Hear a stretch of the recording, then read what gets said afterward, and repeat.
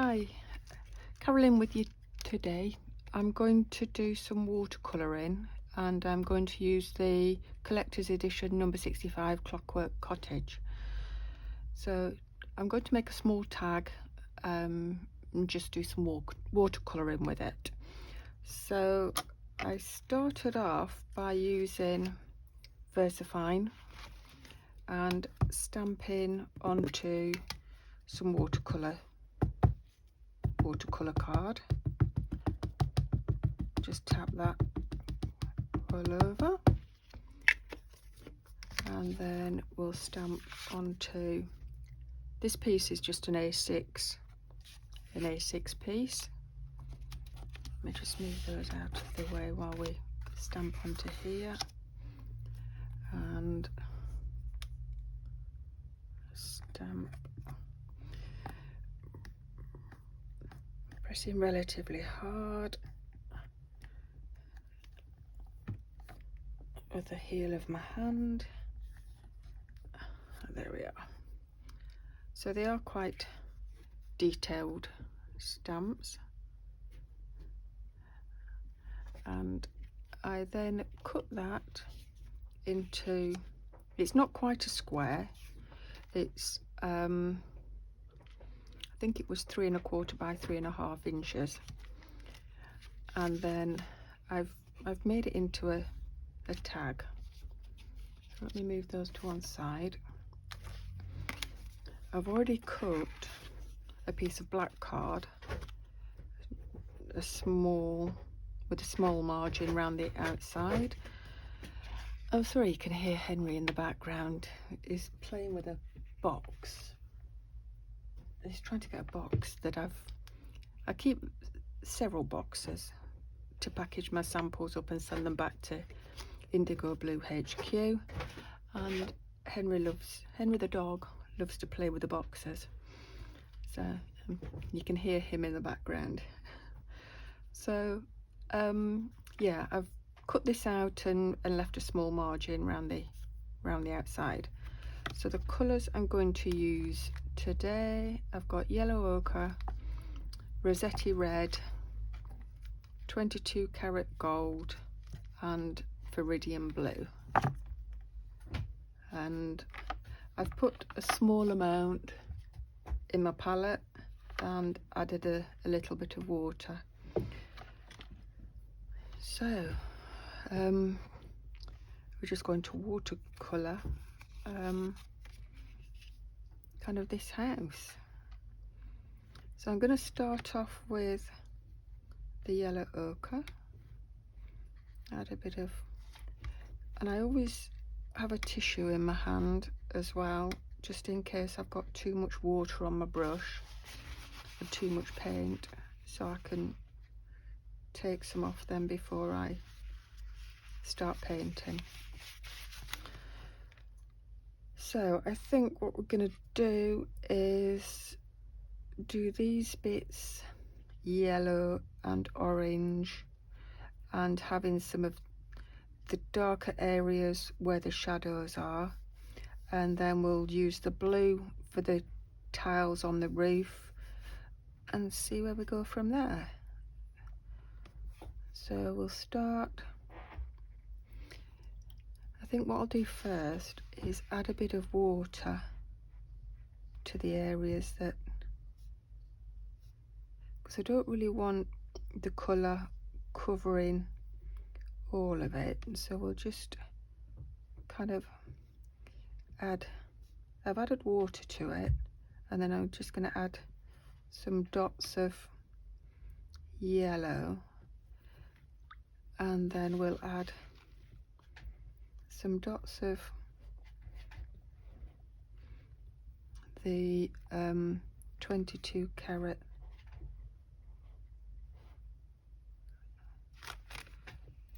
I can't remember now, 22 karat gold. We'll add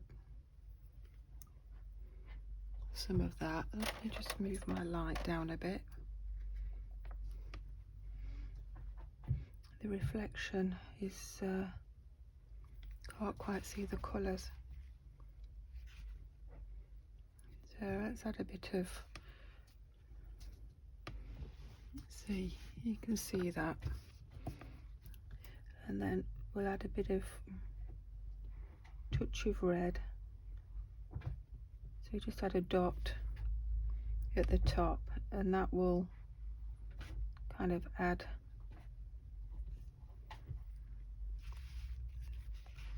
some shading underneath, and then we'll just work our way around, kind of adding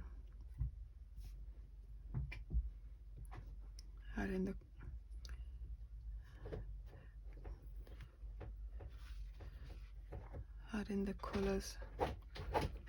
So we've got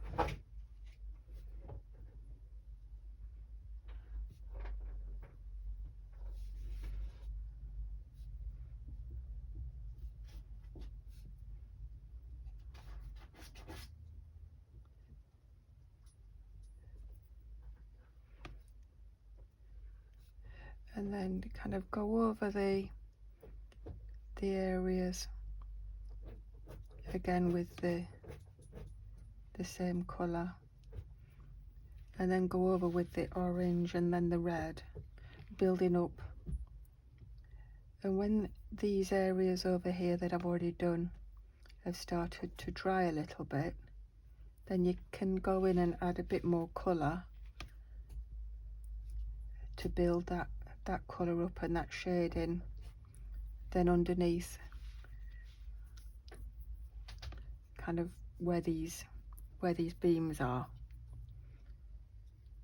So I've started light and then go in with some darker and just work way around. And it's quite nice to leave a bit of white as well and not cover the whole amount, the whole area. So just go in and add the dark colours, kind of where the shading is, kind of under the beams, under the windows.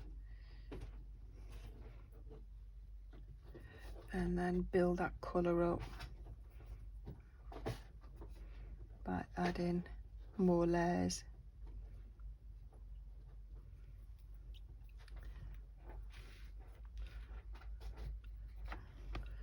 And then add a bit of red at the top.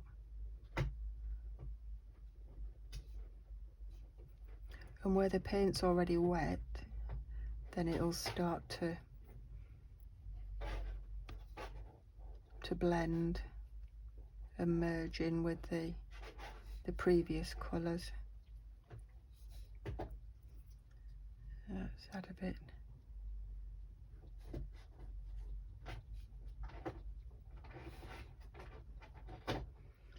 And then just dot some colours around. Let's add a bit more yellow.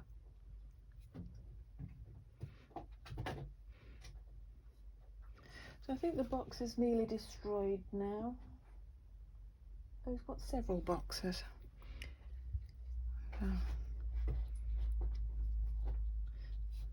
It's been a bit of a nuisance.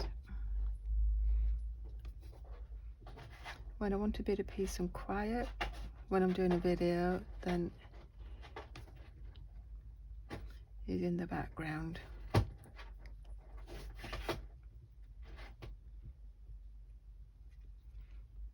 And we just keep building these colours up, adding a bit more, letting areas dry, going in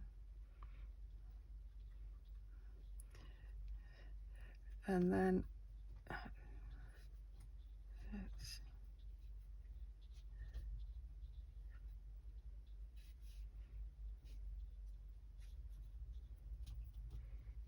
okay. So I'm building these up. I do this. Looks a bit like a chimney. This area here. Add in It looks more effective if you haven't got a complete flat colour, and you just build up. So I'm just adding dots of paint to build these colours up. A dot.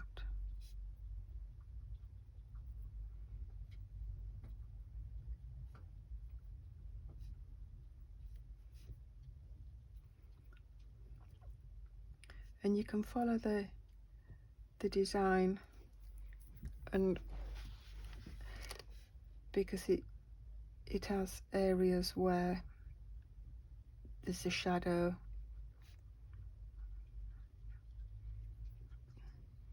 on the stamp. So obviously under the beams you can see there's a bolder line then that forms the shadow. Under this area here, which is like a balcony, under this area here, more beams.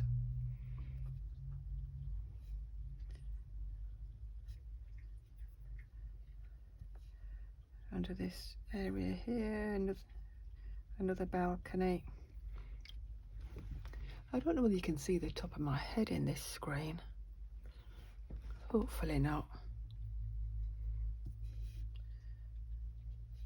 And then kind of as that starts to dry, then kind of you can go over areas.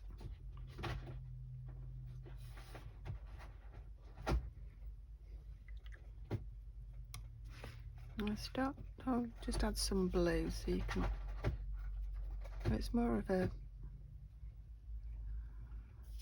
turquoisey blue. Obviously I don't want all the tiles, don't want to paint it all, and then you kind of have some texture.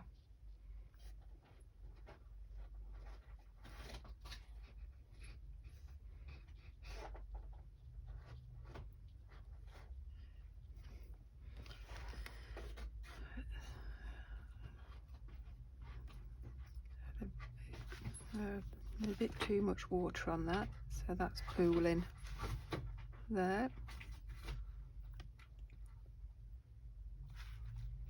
Too much water.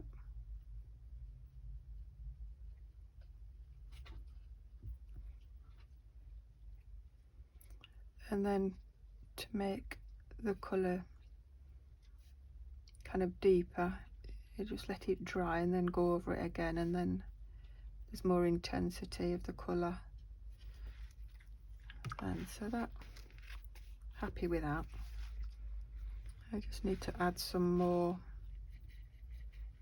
add a bit more. In fact, I'm going to mix some red and some orange together.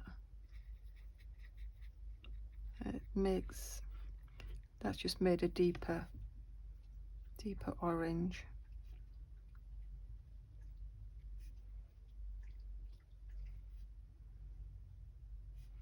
And then just dot that round.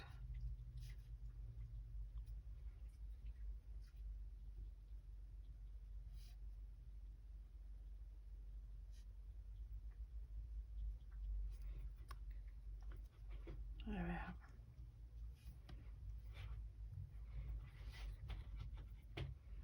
Add some on the, what I think looks like a chimney. And we've also got this one here.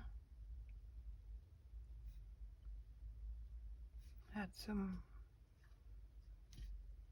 colour there.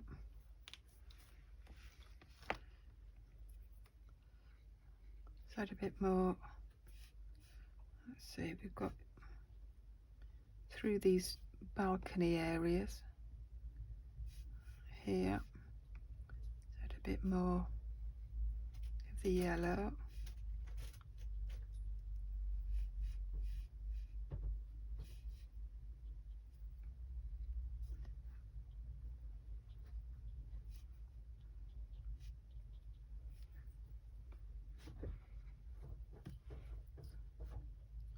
I'm relatively happy with that.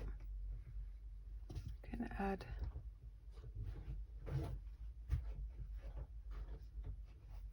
some dots over there.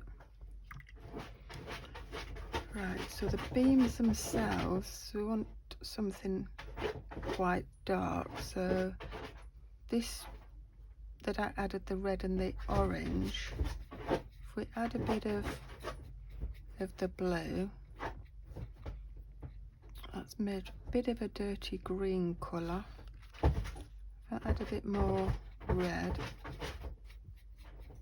no, that's turned it a bit dark. It's like a grey colour now. Let's add a bit of orange, so that's made more of a brown colour. So he's destroying this box still. Oh, he's looking for more. Okay, so we've kind of made this brown colour, but I still don't want that to be solid.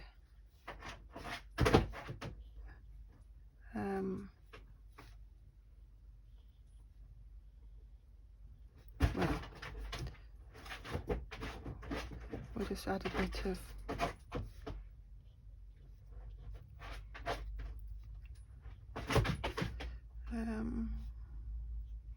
you could go around the windows as well.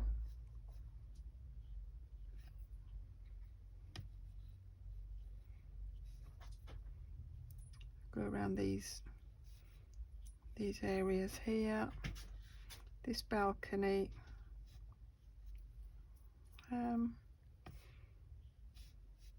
Just add in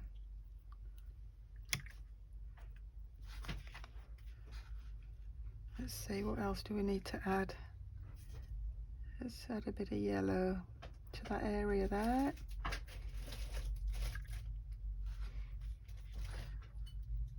Also, you can see this area here where the balcony is. Obviously, you can see the slats, so I kind of need to colour in there as well.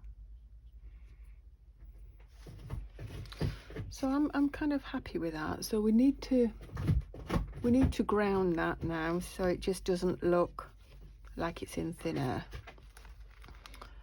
And I think we'll use this mucky brown colour, and then we'll just go over, just create this. I might add a bit of that's made like a bit of a mucky green colour, so we can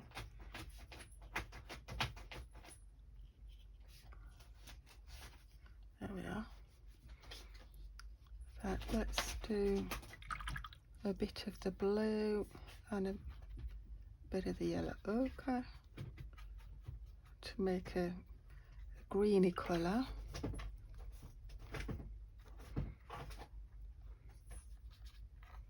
And then that's quite watery, so we'll just do a hint of green kind of in this area here where it looks like the bushes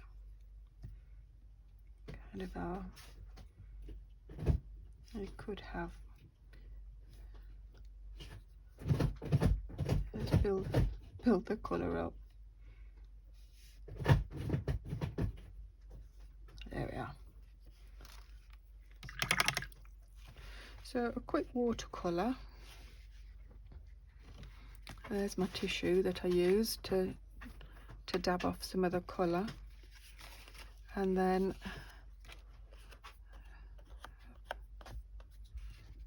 that then can go onto my tag. Let's use some, oops, let's use some grab and go and just stick this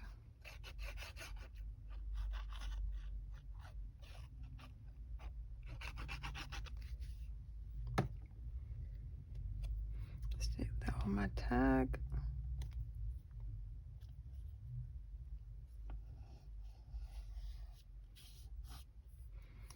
Right, because this isn't fully dry, I think what we'll do is we'll just turn that over, put something on.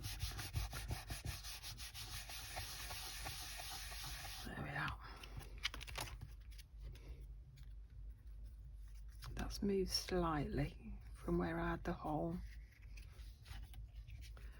So that's a quick watercolour tag. And then if we use a bit of twine, stick that through the hole.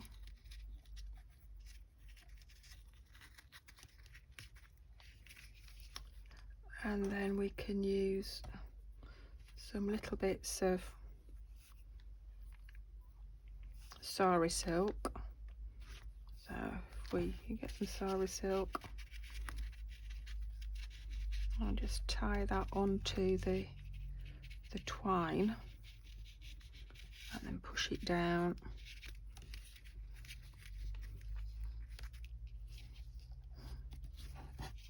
And then let's tie that as well.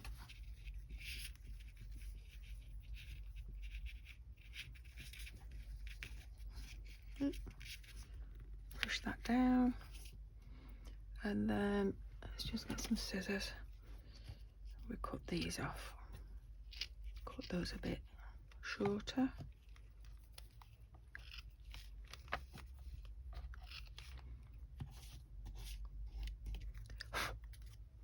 There we are. There's a quick watercolour tag using the Clockwork Cottage.